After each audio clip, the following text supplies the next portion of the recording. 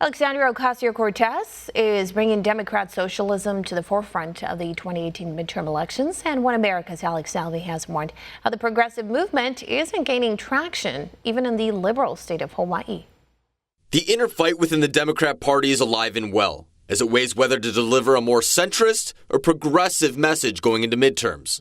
The Democrat primary in Hawaii over the weekend was no exception, but the results in the Aloha State and around the U.S. in 2018 aren't looking good for progressives.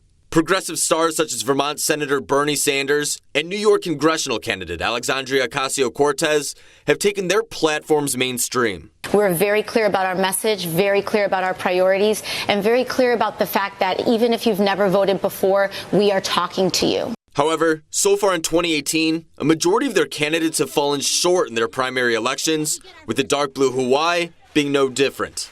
A fiscal conservative, former Congressman Ed Case, defeated Lieutenant Governor Doug Chin in his House primary race. The man Case beat was the state's further left attorney general who challenged President Trump's travel restrictions for several terror-prone countries. While a judge in Hawaii ruled the restrictions as unconstitutional, the Supreme Court has since upheld the president's authority. It's time for a new era of Democratic leadership.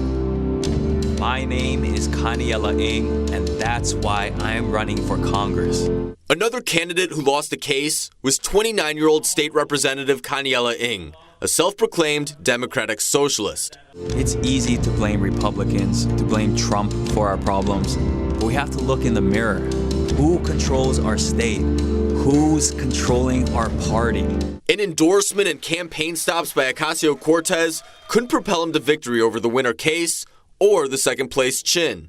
Case received 40% of the vote, compared to 25% for Chin and 6% for Ng.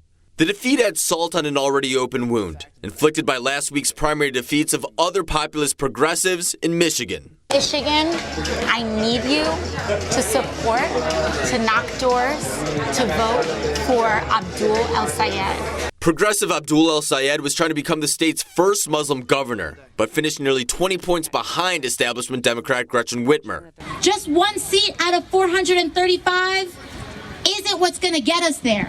I need you to send Fayrouz with me. Fayrouz Saad was trying to become the first Muslim woman ever elected to Congress, but finished in a distant fourth place in Michigan's 11th district. Both of which were endorsed and campaigned for by Ocasio-Cortez, adding them to the list of candidates to come up short after receiving her support.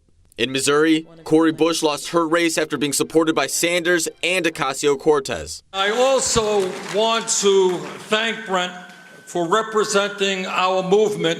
In Kansas, former Sanders staffer Brent Welder lost his campaign to Sharice Davids. But the transformative victory of Ocasio-Cortez during her June primary is providing progressive Democrats with hope. It's not what nation were we in the past, it's what nation are we going to be in the future. But many candidates are learning the hard way that her success in the Bronx may not be replicable in other districts or on the national level. Alex Salvi, One America News. Want to see more videos like this?